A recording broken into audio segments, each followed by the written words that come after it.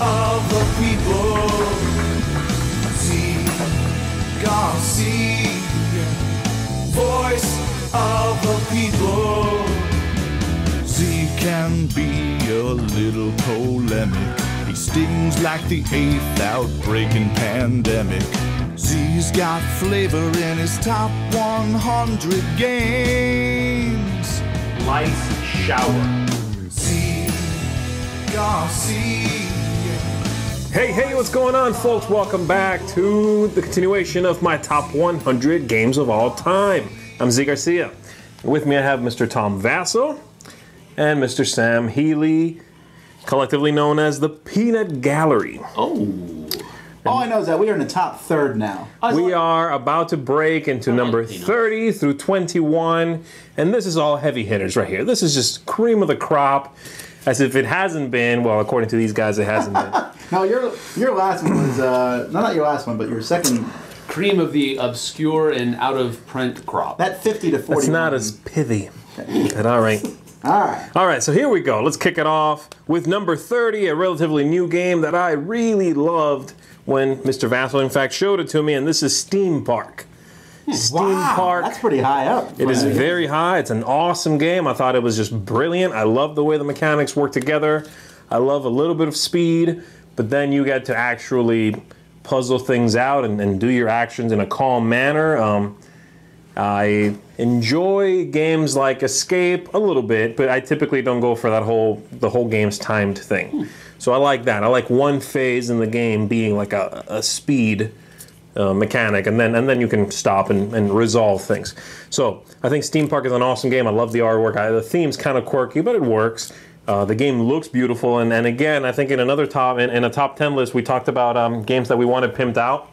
And this is one of my games that I would love to see an awesome addition for, like nice plastic, really tricked out rides. It needs it. Yeah, it would be an awesome game. But even so, this is a brilliant game. Check it out if you haven't seen it. Steam Park, my number 30. Are you taking notes over there? I'm working on something else. Ooh. I gotta get it done before Z. Let's do this quickly then. Number 29. 28, 27. My 29 is a game that Mr. Stephen Bonacore just put out, actually in English, though I've played it before a long time ago, well, about a year ago, and that is Among the Stars. Wow! So Stronghold has it out now, easy to find, that's good, not out of print. The print top 10. Not out of print. Among the Stars is a brilliant card drafting game with a sci-fi theme, where not only are you drafting cards, but then with those cards you're playing a spatial game, where they become tiles basically, so you play them on the board. Where you play them matters. It's quick, it's got a nice flow to it. You play a few rounds and you're done. It's a lot going on though, so you have to look for cool combos, and I really like also that in this game you have an alien power that gives you something special. They're simple. They don't get in the way, but they add a little something, and I think it's brilliant. This is one of my favorite card drafting games. There's not that many, but this is a brilliant one. So, Among the Stars, 29. 28 is an old favorite of mine. I talk about it a lot, so I won't hammer the point home here, but that is Pillars of the Earth. All right. My favorite worker placement game. I have not read the book, and I think it does not matter one lick. The game is brilliant anyway. It's got a good pace to it. There's a lot of mechanisms going on, a lot of places to resolve on the board, but they're logical, they all make sense, and they give you a lot to think about. I love the game sort of has two stages, with the first just being buying cards, drafting some goods, you know, wood and clay and whatever, and then the second part where you're pulling out workers from a bag, and if your worker comes out first, you can place it out first, but you're paying more. Or you can say, I'm not going to pay that much. I don't want to pay 7. And you leave the worker on the table, and then we pull out another one, and that guy can pay 6 if he wants to. And once that's done, then we go back around, and if you left a guy there, then you can place it wherever it's left. You know, the good stuff is going to be gone by then. I think that's really good, clever, and it just works. Pillars of the Earth, awesome game. That's my 28. 27. Also an old standby, considerably older than Pillars of the Earth, and that is Alhambra. Alhambra, Tom. Wow. But that was Sam's move. No, he's- yeah. Got it. Yeah, I'm currently trying to guess these top 10. that's what he's I'm doing. crossing off Alhambra. I didn't guess that yet. This is, by the time we're done, he's gonna have like narrowed it down. He's know, built. right? That's why I'm hurrying. He's building it while I'm doing. Come on now, that's cheating. You got it wrong. All right, fine. I won't. Okay, that's wrong. Alhambra is a tile laying game in which you are purchasing the tile with cards, which you take from the board. Very simple two-step process. Take money, spend the money to buy tiles. And again, it has a spatial element to it where you are trying to build some walls around your city. But you have to be careful you're not doing that too well, or you will close yourself in before the game's actually over. You have to be really careful about that. The interesting thing in the game is that if you pay for a tile exactly the amount of money that it requires, you can overpay, that's fine, but if you pay exactly what's expected, you get to go again right away. So sometimes you can pull off really cool combos where you get to buy a tile, buy another tile for exact, and then take money instead of just one of those things. It's really good, great family game. It's one of my go-to intro games if I'm teaching someone new. Wow, really? Still? Yeah, absolutely. I think it's brilliant. It's Did you say Alhambra or New York? no, I've never played the other one, the rethemed one. It's the same It's the thing. same game, right? I don't know why they rethemed it. It wasn't like... It's a big seller. I mean, you know, that's No, but I mean, I didn't know why it needed to be rethemed to New York. money. Yeah, it's actually come out in a couple of different themes. I think they did another one. Granada, I think, was basically the same game again. Yeah. All right. So Alhambra, awesome intro game. If you've not played it, check it out. You know, if you like things like Ticket to Ride, that sort of thing. It's the same weight anyway. 26 is Dixit. Dixit is one of my favorite, or possibly my favorite, party games. Very surreal, kind of weird game in which you have a hand of cards with the weird drawings and stuff, and you say something pseudo obscure about what's on the card, and people try to guess which one was yours among the ones they throw in to try to confuse everybody. Sort of a strange premise, but the cards are beautiful. The game is interesting. It just has its own vibe. I have not played too many other games that give you that weird a party vibe, and I like it. I think it's unique and interesting. I really like it. Yeah. Sam, not so much. It will not be in his top 1,000. I think it would be the top 1,000. Top 1,500. Dixit, my number. Sam's top 1,500 of all time.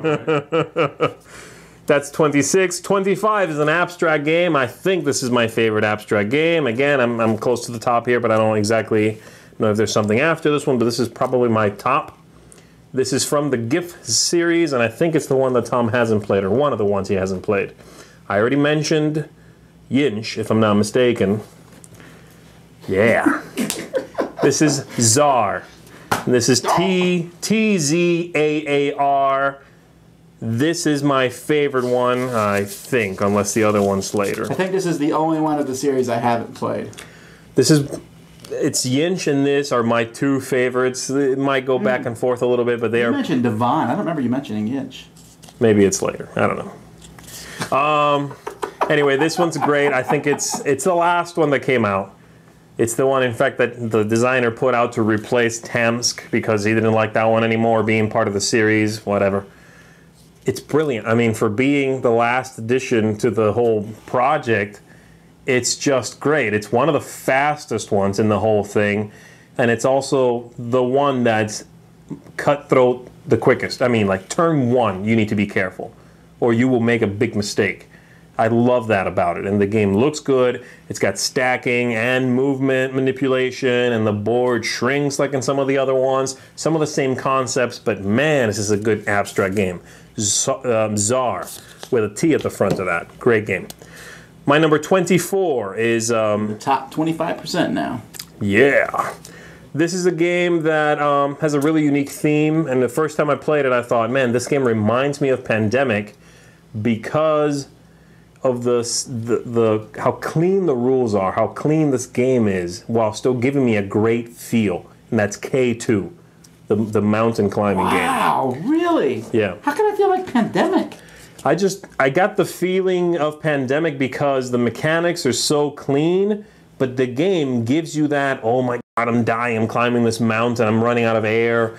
I'm panicking. You know what I mean? I felt that way playing the game, but the mechanics are really clean and simple. There's no complications. You know, you don't feel like, oh, now I need to check the storm track, and now I need to roll a die to check the clouds are moving west or east track. You know, it's clean while still giving you that feel of I'm about to die on this mountain. Okay, okay. Yeah. Have you played this, Sam? You hate it? Let's say you hate. Yeah. Okay. I don't hate it, but A ringing endorsement. wow. I don't hate it, No, but there's if a I ever pause. saw it, I don't hate it. I would kick it in its frozen teeth. 24 is K2, awesome game. Check it out. A little bit hard to find still, I think, but Well, Mount Everest is very similar, and you can play with almost the same rules. okay.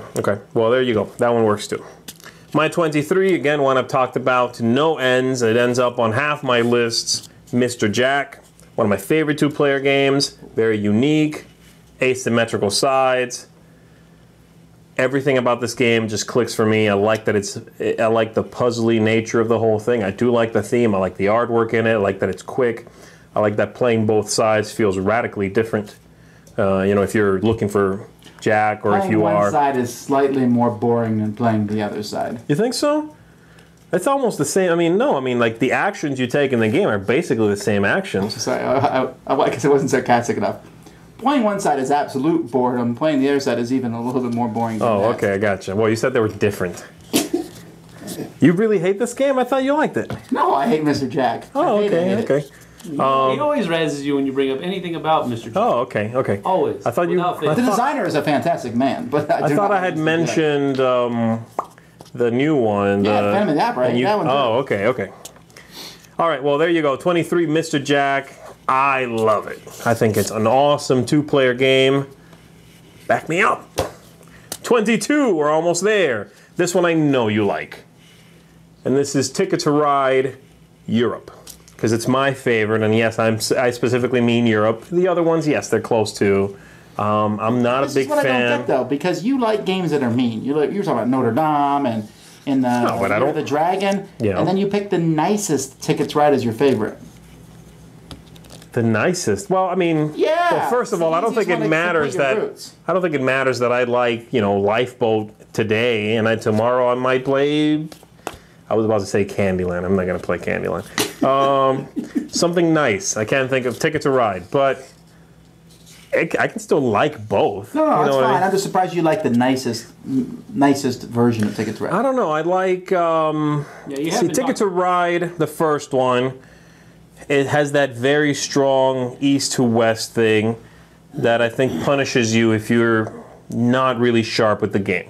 Okay, whereas the European one sort of works. It's more condensed, so it's More of a square. yeah, it works in all directions.